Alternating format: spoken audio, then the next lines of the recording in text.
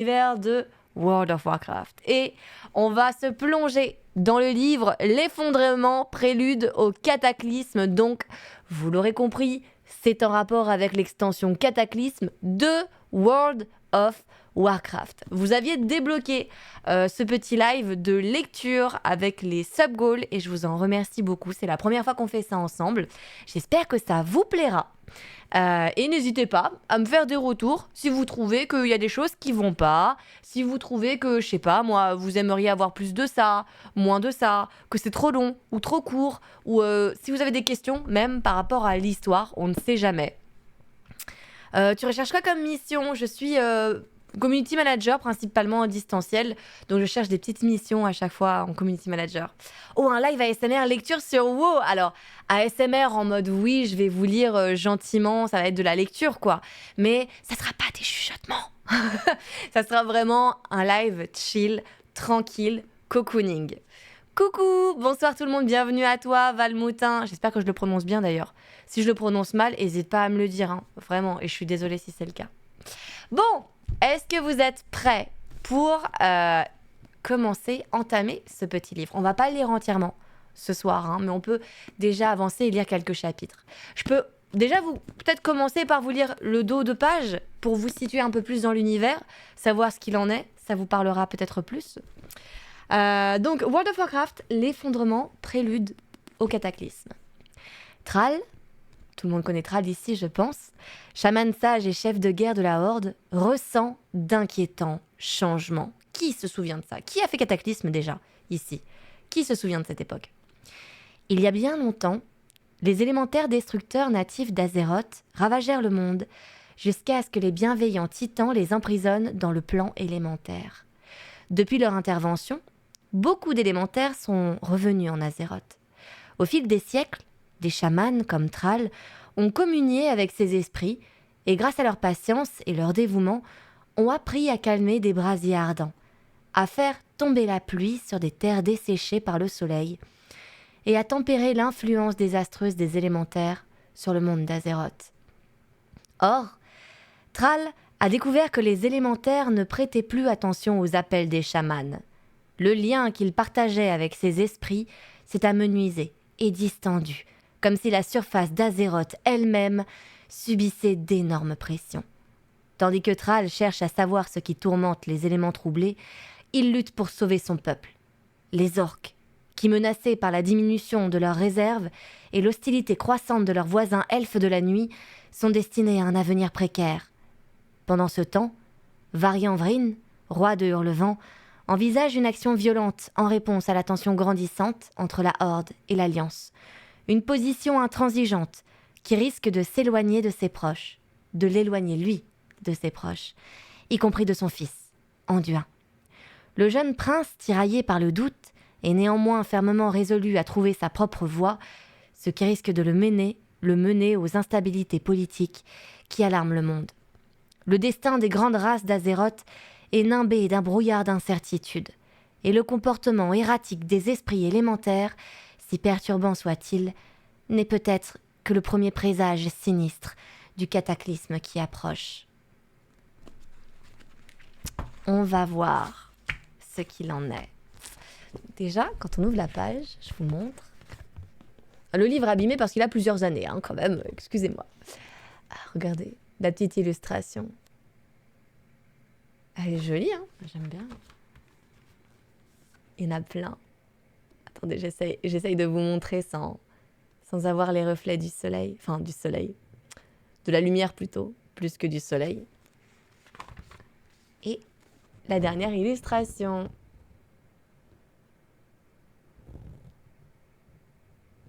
On finit le livre à la dernière page. C'est sympa, les silhouettes, ouf, elles sont cool, hein. Alors, le livre se termine à la page 398, je crois. Non. Si? Non, c'est des notes. Elle se termine à la page 391.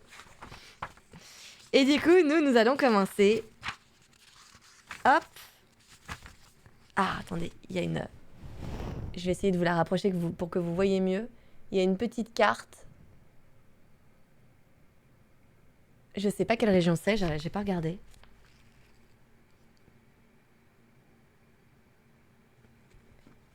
C'est quelle région? Trône des éléments? Je me rappelle plus du tout. Crête du crépuscule? Garadar? Je ne sais plus du tout où est cette région.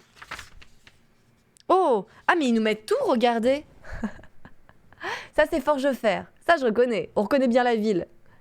Je ne sais pas pourquoi ils nous ont mis un plan de Forgefer. Sûrement par la suite, on en aura besoin. Et on commence à la page 15. Voilà, c'est le début. Le début de l'histoire. Je vais déjà me désaltérer avant de continuer.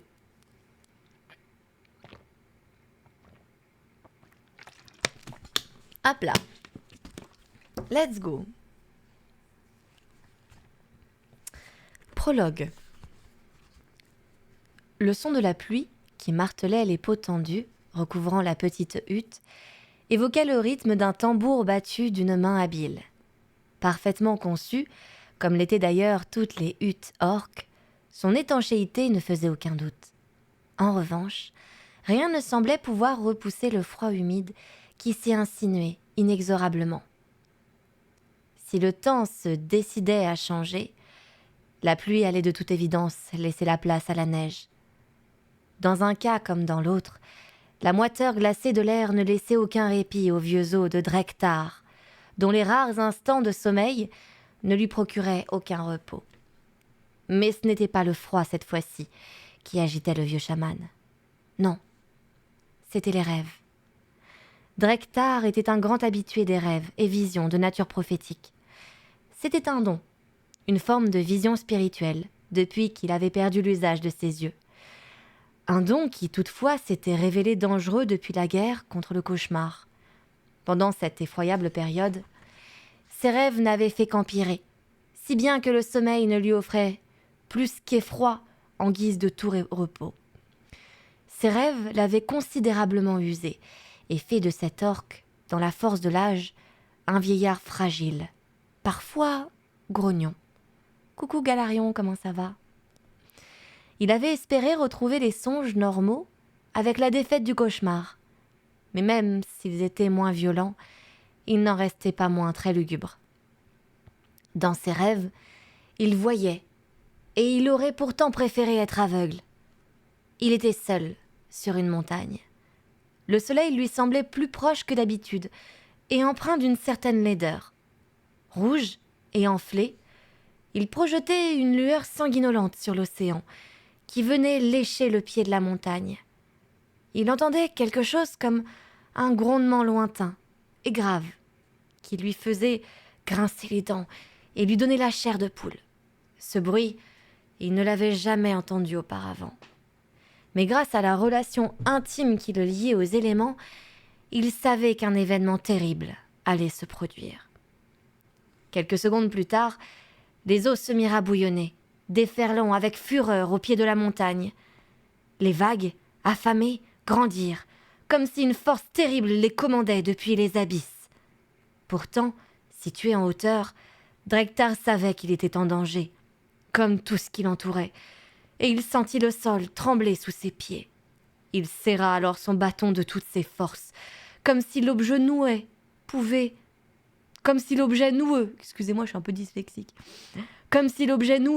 lui assurer stabilité et sécurité malgré l'océan déchaîné et la montagne qui s'effondrait sous ses yeux. Et soudain, sans crier gare, l'horreur se produisit. Une crevasse se dessina sous ses pieds. Poussant un véritable hurlement, il tenta de sauter pour ne pas tomber dans la faille qui s'ouvrait telle une gueule béante prête à l'engloutir. Mais il lâcha son bâton et bascula dans le gouffre béant. Tandis que le vent cinglant soufflait plus fort que jamais, Drektar s'agrippa à une saillie rocheuse. Il tremblait tout autant que la terre et tourna ses yeux aveugles depuis si longtemps vers l'océan rougeoyant qui bouillonnait en contrebas. Des vagues cyclopiennes s'écrasaient contre la pique de la falaise. Elles atteignaient des hauteurs incroyables, et Drektar en sentit les embruns brûlants. Tout autour de lui, il entendait les éléments effrayés, tourmentés, hurler, en appelant à l'aide. Le grondement s'accentua, et devant ses yeux emplis de terreur, une énorme masse de terre émergea de la surface écarlate de l'océan. Elle s'éleva, sans vouloir l'arrêter, devint une montagne, puis un continent. Alors même que la terre se fissurait de nouveau, Drektar tomba dans la crevasse, hurlant, en agitant inutilement tous ses membres, avant de disparaître dans les flammes. Drektar se redressa brusquement, parmi les peaux de sa couche. Il était pris de convulsions et dégoulinait de sueur, malgré le froid. Comme dans son rêve, il battait encore des bras, mais ses yeux, grands ouverts, ne distinguaient maintenant plus que l'obscurité. « La terre pleurera, et le monde se brisera !» hurla-t-il, en poussant un cri aigu. Il sentit un contact familier contre ses mains agitées, quelque chose qui les empoigna, avant de les immobiliser. C'était Palcar, l'orque qui veillait sur lui depuis plusieurs années. « Calme-toi, grand-père Drektar. Ce n'était qu'un rêve, » le rassura le jeune orque. Mais Drektar ne comptait pas en rester là, pas avec la vision qu'il venait d'avoir.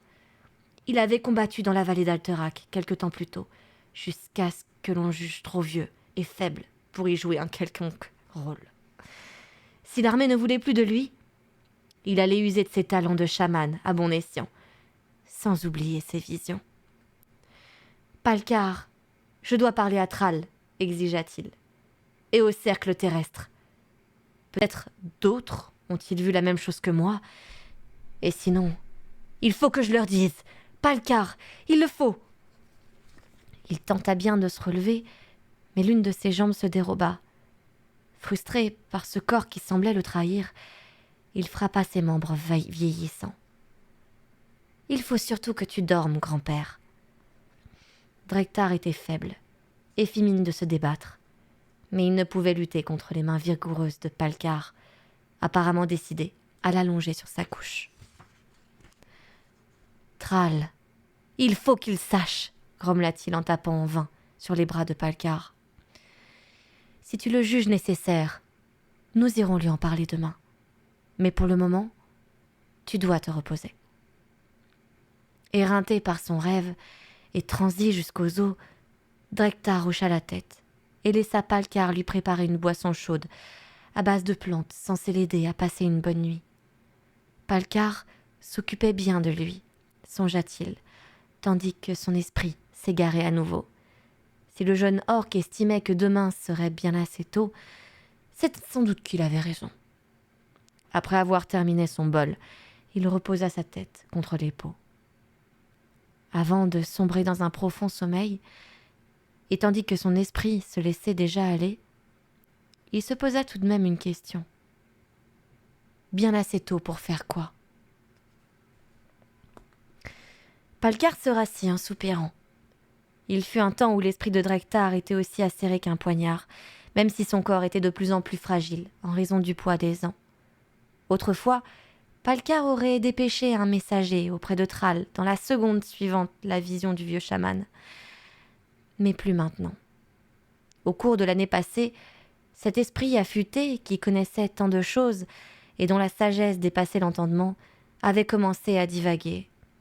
Autrefois plus fiable que n'importe quel manuscrit, la mémoire de Drektar montrait des signes de fatigue et ses souvenirs lui jouaient des tours. Palcar ne pouvait s'empêcher de se demander si, entre les frères ennemis de la guerre contre le cauchemar et les inévitables ravages du temps, les visions de Drektar n'étaient plus en réalité que de mauvais rêves. 2 mois plus tôt, se rappela Palcar, tandis qu'il se levait pour retourner se coucher, Drektar avait insisté pour que des messagers fussent envoyés à Orneval, car un groupe d'orques s'apprêtait à massacrer une assemblée pacifique de druides taurennes et caldereilles. Les messagers furent dépêchés, des avertissements envoyés. Pour rien. En revanche, ils avaient éveillé les soupçons des elfes de la nuit. Voilà tout ce qu'ils avaient gagné à écouter le vieux chaman. Il n'y avait pas un orque à des lieues à la ronde, et pourtant, Drektar avait affirmé que la menace était bien réelle. Il avait eu d'autres visions, certes moins importantes, mais tout aussi imaginaires. Et maintenant celle-là. Si le danger était réel, d'autres que Drektar l'auraient ressenti. Palcar lui-même était un chaman expérimenté et n'avait pourtant pas connu pareille prémonition. Il comptait néanmoins bien tenir parole.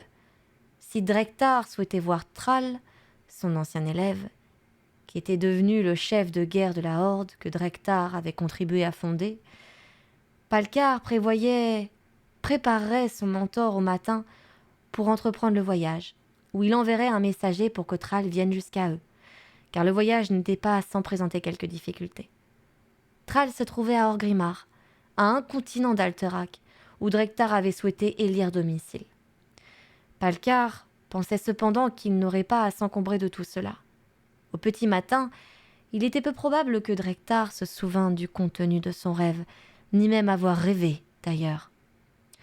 C'était généralement le cas des derniers jours, et cela ne réjouissait guère Palkar, qui se désolait de la sérénité grandissante de Drektar. Il souhaitait du fond du cœur que le monde, ce monde, qui était sur le point de se briser selon le vieux chaman, fût différent. Le vieil orc ignorait que pour ceux qui l'aimaient, ce monde était déjà brisé depuis longtemps. Palkar savait qu'il était inutile de se lamenter sur le passé, sur ce que Drektar avait été. Il avait, en effet, connu une vie bien plus longue et glorieuse que beaucoup d'orques. Son peuple était pleinement confronté à l'adversité et comprenait qu'il y avait un temps pour le combat et la colère, mais aussi un temps pour accepter la réalité. Palkar tenait à Drektar depuis sa plus tendre enfance et s'était juré de veiller sur lui jusqu'à ce que ce vieil orc rende son dernier soupir, même si la lente déchéance de son mentor le faisait souffrir plus que tout. Il se pencha, éteignit la bougie, et en écrasant la mèche entre le pouce et l'index, puis s'emmitoufla dans ses fourrures. Dehors, la pluie continuait de tomber, s'abattant telle une multitude d'aiguilles très fines sur les peaux tendues qui recouvraient la hutte. Et c'est la fin du prologue. Est-ce que déjà, cette partie vous a plu? Qu'en avez-vous pensé?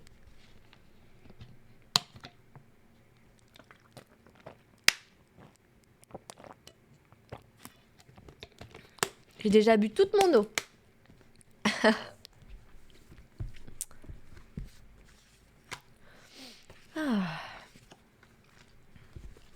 J'aime beaucoup ta voix quand tu lis. Merci beaucoup, Arkésis, c'est très gentil. Je suis contente que ça te plaise. Coucou Akéron, comment ça va? Alors, eh bien, on va pouvoir continuer. Et cette fois-ci, on va partir sur le premier chapitre. Première partie, la terre pleurera. Bah écoute, ça va tranquille, Akéron. Coucou Pseudo Enzo. C'est très bien, on est bien immergé dans l'univers. Oh, bah ça fait plaisir, je suis contente que ça vous plaise. Alors, première partie. Chapitre 1. Terre en vue! Cria la vigie. Le gracile elfe de sang s'était installé dans le nid de pie. Un endroit tellement périlleux, songea Kern, qu'une pie elle-même aurait réfléchi à 2 fois avant de s'y poser. Mains et pieds nus, le jeune elfe sauta sur le gréement avec l'aisance d'un écureuil, filant entre les branches de son arbre. Le vieux tauren qui l'observait depuis le pont secoua légèrement la tête devant ce spectacle. Il était content et assurément soulagé d'arriver au terme de leur périple vers le Nord-Fandre. Chef des taurennes, père fier et guerrier accompli, Kern, sabot de sang, n'aimait vraiment pas les bateaux. Tout comme le reste de son peuple, il était fait pour évoluer sur la terre ferme. Les siens possédaient certes des bateaux, mais ils étaient d'un tonnage fort modeste et se limitaient au cabotage. À bien y penser, ils se sentaient plus en sécurité à bord d'un zeppelin, une étrange machine volante gobeline, que d'un navire. Cela tenait peut-être au roulis et au caractère imprévisible de l'océan, capable de se déchaîner sans raison apparente en l'espace d'un instant. Ou encore à l'ennui de l'interminable voyage, comme celui qu'il venait d'achever, de Cabestan à la toundra boréenne. En tous les cas, il arrivait enfin à destination, et le vieux taureau se sentait ragaillardi à cette idée. Comme l'exigeait son rang, il voyageait à bord des eaux de Manoroth, le vaisseau amiral de la Horde. Aux côtés du fier navire voguaient d'autres embarcations, maintenant vides, qui ne transportaient plus que des tonnelets d'eau douce, additionnés de quelques fûts de bière Ogre Gordoc pour se requinquer, et des denrées non périssables. Cairn n'allait profiter que d'un jour ou deux sur la terre ferme, le temps que l'on charge les bateaux de matériel dont le Norfandre n'avait plus besoin, et des derniers soldats de la Horde qui, sans nul doute, avaient hâte de rentrer chez eux. Ses yeux âgés n'apercevaient pas encore la terre au travers de l'épais brouillard. Mais il se fiait au regard perçant du jeune acrobate Cindoreille, qui officiait comme vigie. Il avança jusqu'à la rambarde et s'y agrippa, tentant d'y voir malgré la purée de poids, tandis que le bateau accostait. Il savait que l'Alliance au sud-est avait choisi d'ériger le donjon de la bravoure sur l'une des nombreuses îles qui parsemaient cette région, ce qui facilitait la navigation. Le bastion Chanteguerre, leur destination, était bien situé et offrait un très bon point de vue sur les alentours, un atout bien plus important aux yeux de la Horde qu'un port profond ou un accès facile, du moins jadis. Cairn souffla doucement par le nez, tandis que le bateau avançait lentement. Il commençait à distinguer les silhouettes de navires à travers le fichu brouillard. D'abord la carcasse d'une autre embarcation, dont le capitaine, certainement moins prudent que le troll qui commandait les eaux de Manoroth, s'était fait attaquer ou s'était échoué, voire les deux. On appelait ce site la jetée de Garrosh, et c'est tout ce qu'il restait du petit voilier de ce jeune orc impulsif, de simples vestiges se résumant à une charpente et des toiles en loques qui arboraient autrefois le symbole noir de la Horde sur un fond écarlate. L'unique tour de guet qui apparut soudain semblait elle aussi en piteux état, et Cairn devina tout juste la forme massive qui, en son temps, avait dû être un hall majestueux. Garrosh, fils du célèbre héros orc Grom Hurlenfer, avait été parmi les premiers à répondre à l'appel pour se rendre au Norfandre. Cairn admirait le jeune pour cela, mais ce qu'il avait vu et entendu de lui le laissait somme toute dubitatif. Malgré son âge, Cairn se souvenait très bien de l'ardeur de la jeunesse qui brûlait dans ses veines. Il avait élevé un fils, Bane, et avait vu le jeune tauren confronté au même problème que lui. Il comprenait donc que le comportement de Garrosh fut en partie dicté par l'attitude bravache propre à tous les jeunes mâles fougueux. Cairn devait bien admettre que l'enthousiasme et la passion dont faisait preuve Garrosh étaient communicatifs. Tandis que cette guerre lugubre minait le moral des troupes, Garrosh avait réussi à insuffler vaillance et créativité au rang de la Horde, éveillant ainsi un sentiment d'orgueil national qui s'était répandu comme une traînée de poudre. Garrosh était bien le fils de son père, pour le meilleur comme pour le pire.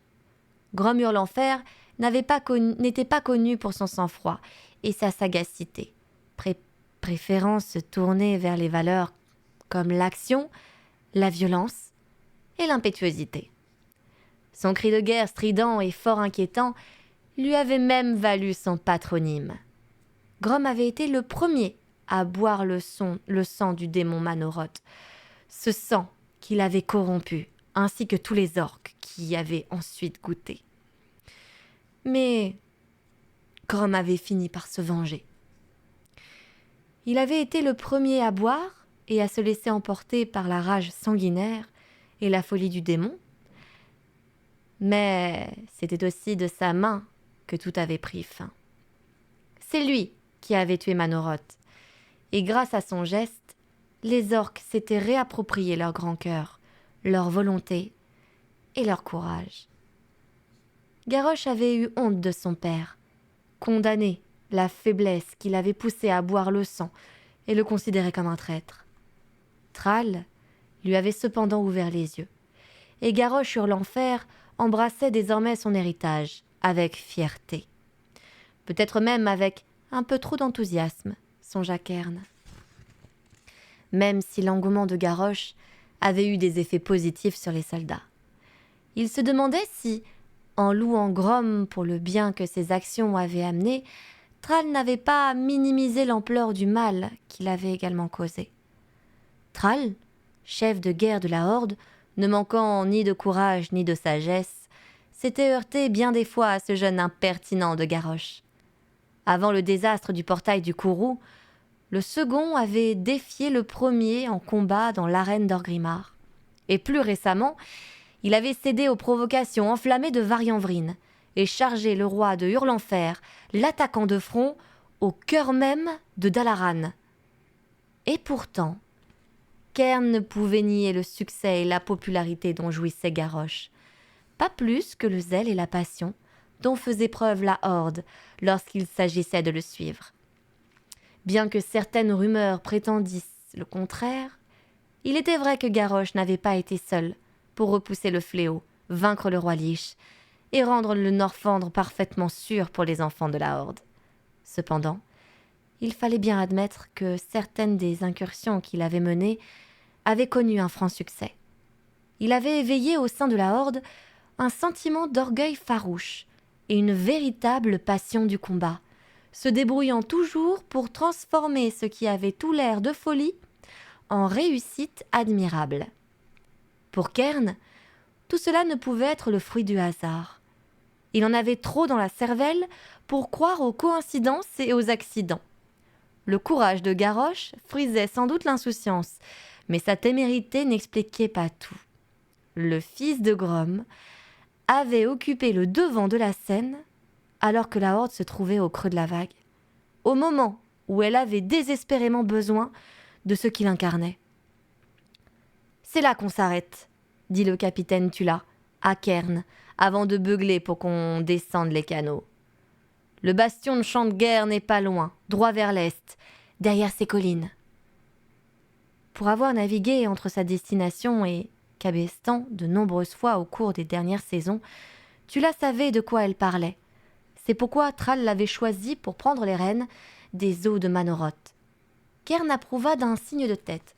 « Ouvre donc un fût de cette bière, ogre, pour récompenser la diligence de ton vaillant équipage, » lui dit-il d'une voix grave et nonchalante.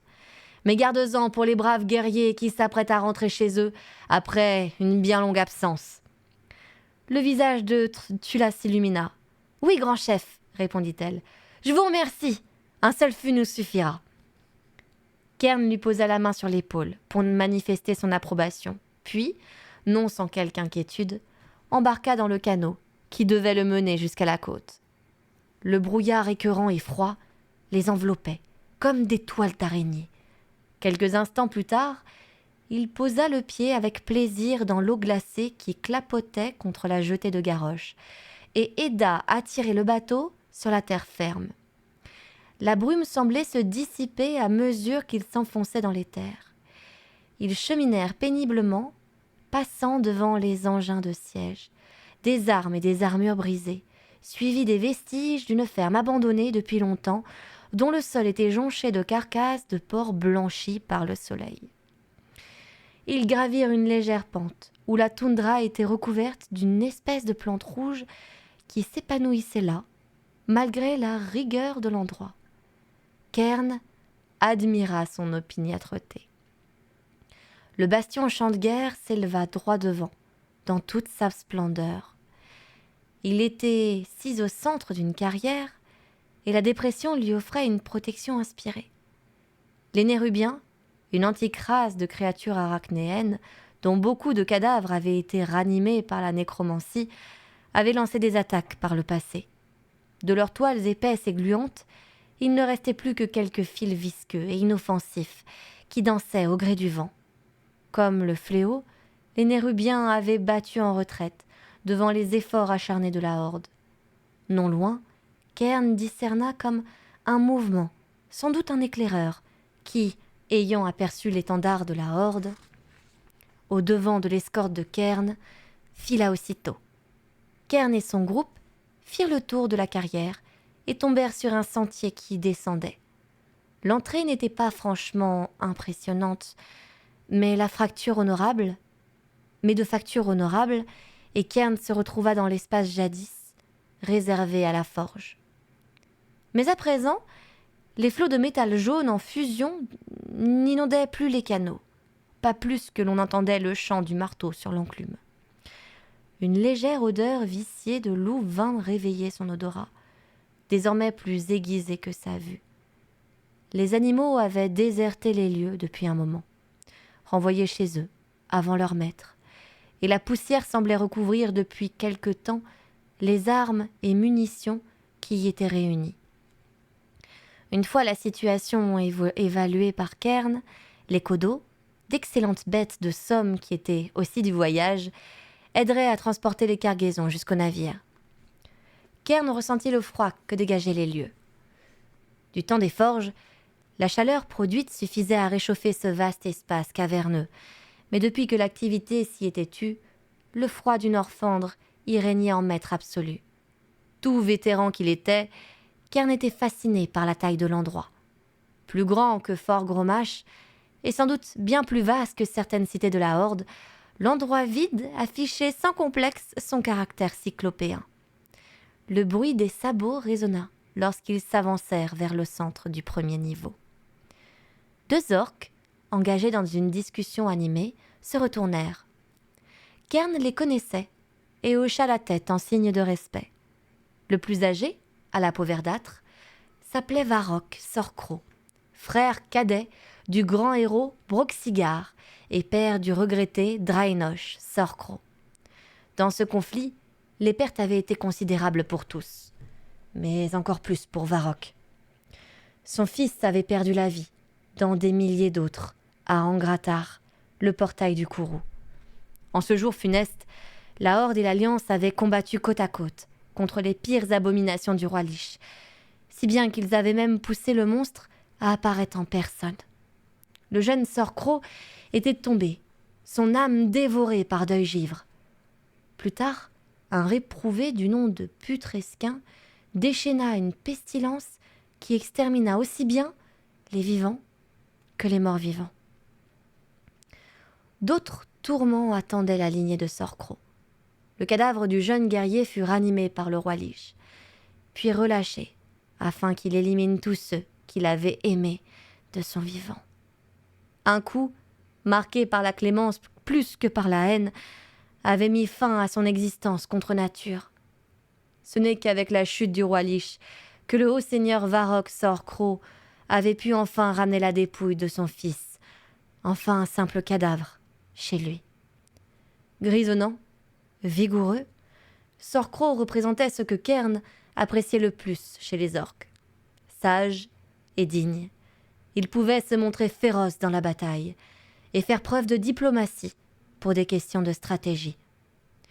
Kern ne l'avait pas revu depuis que son fils était tombé au portail du Kourou, et il remarqua en silence que la peine endurée par son ami l'avait considérablement vieilli. Kern se demanda comment il aurait réagi à la place de Sorcro. Aurait-il pu supporter la perte de son fils et la violation de toutes les valeurs chères aux taurennes aussi bien que lui? « Au Seigneur !» salua Kern, de sa voix caverneuse, en se courbant devant lui. « Je ne connais que trop les souffrances d'un père, et sachez que je partage votre peine. Permettez-moi d'ajouter que votre fils est mort en héros, et que ce que vous avez accompli ici honore sa mémoire. Le reste sera balayé par les vents. » Sorcro grogna, en signe de reconnaissance. « Il est bon de te revoir, grand chef Kern Sabot de Sang. Tu as raison. Mais je suis bien content que cette campagne soit enfin terminée. Et je n'ai pas honte de le dire. Nous avons tant perdu. » À ses yeux, à ses côtés, se trouvait un orque plus jeune, qui grimaça comme s'il désapprouvait ces mots. C'était là le moyen qu'il avait trouvé pour tenir sa langue. Sa peau n'était pas verte, comme celle de la plupart des orques que Kern avait rencontrés, mais plutôt d'une riche nuance brune, comme la terre, ce qui le désignait comme un magare de l'outre-terre. Son crâne, rasé, n'arborait plus qu'une longue queue de cheval marron. Il s'agissait bien sûr de Garrosh sur l'enfer. Admettre sans vergogne que l'on puisse se réjouir de la fin d'une bataille constituait pour lui un déshonneur. Le chef tauren savait qu'il finirait par apprendre que s'il est bon de se battre pour une cause juste et de remporter la victoire, il ne fallait pas dénigrer la paix pour autant.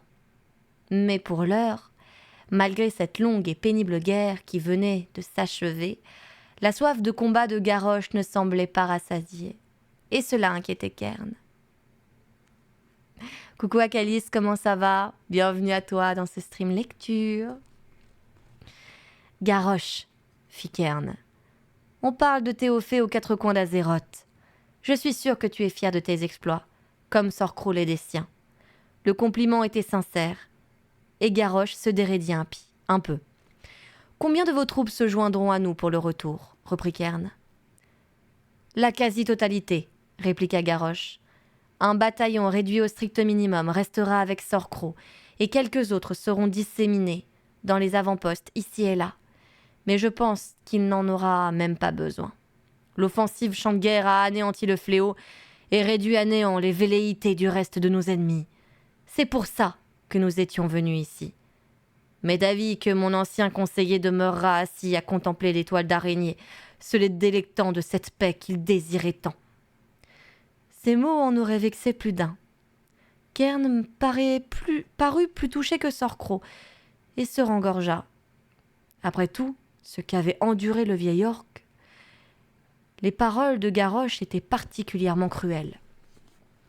Sorcro, quant à lui, s'était habitué aux manières du jeune orc, et se contenta de grogner. « Nous avons tous deux accompli notre devoir. Nous servons la Horde. Si je peux la servir en étudiant de petites araignées au lieu d'en combattre des gigantesques, ça me va très bien. » Coucou Ima, bienvenue à toi sur ce stream lecture.